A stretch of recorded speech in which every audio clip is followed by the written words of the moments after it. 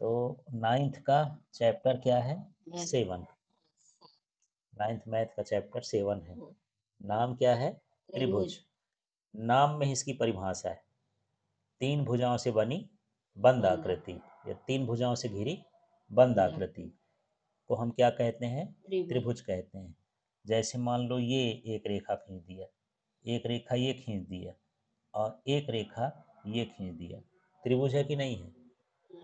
क्यों नहीं है? क्योंकि ये बंद नहीं। हाँ, त्रिभुज तभी बनेगा जब ये तीनों रेखाएं आपस में उसको बंद कर दें। ठीक है ना? तो यही है, 3 प्रतिच्छेदी रेखाओं द्वारा बनाई गई बंद आकृति क्लोज्ड फिगर को क्या कहते हैं? त्रिभुज कहते हैं। तो त्रिभुज का मतलब क्या हो गया? 3। त्रिभुज में कितने कोण होते हैं? 3। नाम तीनों है ना, यहाँ तीनों का नाम दे सकते हो, जितने बिंदु हैं उनका नाम। मान लो यहाँ ए है, यहाँ क्या हो गया? बी है, और यहाँ क्या हो गया? सी। इस तरह से यहाँ पर जो है 3 बिंदु होते हैं, इनको शीर्ष बोलेंगे। तो शीर्ष कितने हो गए? 3। बिंदु भी कितने हो गए? 3, है ना? देख लेना है त्रिभुज में कितनी भुजाएं होती हैं? 3। कोण कितने होते हैं? 3। शीर्ष कितने होते हैं? 3। और यहाँ पर एक हम त्रिभुज ले लेते हैं, वहां से समझते हैं कि क्या क्या है इसमें। ये भुजा का नाम क्या है? A B. इसका नाम क्या है? A B. अब बी ए लिख देंगे तो गलत हो जाएगा। हाँ, दूसरा क्या नाम है? ए सी। तीसरा क्या नाम है? हाँ, ये बी सी हो गया। ठीक है, इसके बाद यहाँ पर ये भी देखना है कि ये जो कोण है, एक कोण हुआ, ये दूसरा कोण हुआ, ये तीसरा कोण, तो कितने कोण हो गए? 3 कोण। ये जहाँ पर रेखा, तो ये शीर्ष कहला गया, वर्टिसेस ये भी है, ये भी है, तो कितने शीर्ष हो गए? 3 शीर्ष हो गए। अब देख लेते हैं कि सर्वांग सम या कॉन्ग्रुएंट फिगर्स क्या होते हैं, आकृतियां क्या होती हैं। तो सर्वांग सम का मतलब होता है सभी प्रकार से क्या हो जाए? बराबर। यदि उसकी लंबाई बराबर है, चौड़ाई बराबर है, कोण बराबर है, सब कुछ देखने में एक जैसे हो जाए, तो हम उसको बोलेंगे कि ये कैसी आकृति है? सर्वांग सम आकृतियां है। मतलब वे आकृतियां जिनका आकार समान होता है, माप समान होती है, उसे हम क्या कहते हैं? सर्वांग सम आकृतियां कहते हैं। ठीक है, जैसे मान लो एक सिक्का ले लो 10 रुपए का, और उसी तरह का दूसरा सिक्का ले लो, तो दोनों कैसे होते हैं? एक जैसे, बराबर जैसे होते हैं, एक ही जैसे दिखते हैं। 500 की नोट रख लो, उसी तरह से दूसरी नोट भी दिखती है, वो भी क्या कहलाया? सर्वांग सम कहला गया। ठीक है, तो जैसे आप सिक्का रखते हो तो सिक्का होता है वृत्ताकार, है ना, एक दूसरे के ऊपर रख दिए तो क्या कहलाएगा? सर्वांग सम वृत्त। अब यहाँ पर ये दो आकृति दिख रही है, और ये दोनों आकृति को एक दूसरे के ऊपर रख दोगे तो मुड़ जाएगी। तो ये दोनों वर्ग क्या हो गए? सर्वांग सम। माने इसकी भुजा भी बराबर हो, कोण भी बराबर हो, तो ऐसे को हम क्या बोलते हैं? सर्वांग सम बोलते हैं।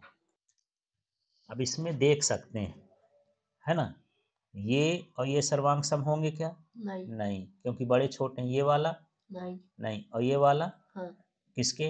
पहले वाले के क्या है? सर्वांग सम है, एक जैसे दिख रहे हैं, इसकी बराबर भुजा है ना, हर चीज बराबर है, कोण बराबर है, तो ये वर्ग कैसे होंगे? सर्वांग सम होंगे। इसी तरह से जो त्रिभुज होते हैं ना, वो भी त्रिभुज क्या होते हैं? सर्वांग सम होते हैं, पर उनकी शर्तें होती हैं कि कब वो सर्वांग सम होंगे, कब वो सर्वांग सम नहीं होंगे। जैसे यहाँ पर एक आकृति बनी हुई है, ये त्रिभुज भिन्न भिन्न बने हुए हैं, है ना, तो इसमें आप मिला सकते हो कि जिनकी भुजा सब एक जैसे होगी, तो वो क्या कहलाएंगे? सर्वांग सम कहलाएंगे। चलो मिलाते हैं, ये 4.5 है, 4.5 वाला और कौन है? ये भी है, और ये भी है, तो ये 4.5 है, 4 है, और 5 सेंटीमीटर है। इसमें ये 5 आकृतियां बनी हुई हैं। क्या इसमें बता सकते हो कि कौन सर्वांग सम है, कौन सर्वांग सम नहीं है? थोड़ी देर के लिए देखो, फिर बताओ। तो देख लेते हैं, इसमें 4.5 है, इसमें भी 4.5 है, इसमें भी 4.5 है, इसमें भी 4.5 है, इसमें नहीं है। फिर इसमें 4 सेंटीमीटर है, इसमें भी 4 सेंटीमीटर है, इसमें भी 4 सेंटीमीटर है, इसमें भी 4 सेंटीमीटर है। यहाँ 5 सेंटीमीटर है, यहाँ भी 5 सेंटीमीटर है, यहाँ भी 5 सेंटीमीटर है और यहाँ भी 5 सेंटीमीटर है। तो ये जो चारों त्रिभुज हैं एक एक दूसरे के कैसे कहला गए? सर्वांग सम।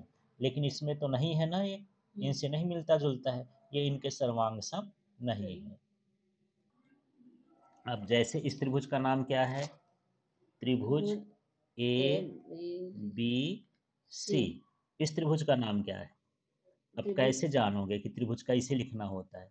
जैसे ए देख रहे हो तो 4.5 और 4 सेंटीमीटर है, तो पी भी देखो इसी तरफ से चालू होता है, तो पहले क्या लिखोगे? P Q R. तो त्रिभुज क्या हो गया? P Q R. अब ये दोनों कैसे हैं? सर्वांग सम। जिसका संकेत कैसा होता है? दो ठो बराबर लाइन लगा दो और ये लिख दो। हम लिखेंगे त्रिभुज ए बी सी त्रिभुज पी क्यू आर के सर्वांग सम है। इस चिन्ह का नाम क्या हो गया? सर्वांग सम। और देख लेते हैं अगला त्रिभुज को क्या नाम दे दोगे? तो 4 और 4.5 है ना, तो ये कहाँ से चालू होगा? एफ से। हाँ, एफ से। जैसे ए से चालू किए थे ना, ए में ऐसा है तो ये किस शीर्ष से चालू होगा? एफ। तो ये क्या हो जाएगा यदि हम ऐसा चलते हैं? एफ ई डी, माने पहले 4 में गए फिर इसमें गए, तो क्या हो जाएगा? F E D. तो त्रिभुज का नाम क्या हो जाएगा? F E D. क्रम से भी लिखना होता है। ये भी सर्वांग सम होगा। किसके सर्वांग सम होगा? देख लो यहाँ पर, ये आर है, ठीक है, आर से एम गए, एन गए, तो त्रिभुज क्या हो गया? R M N.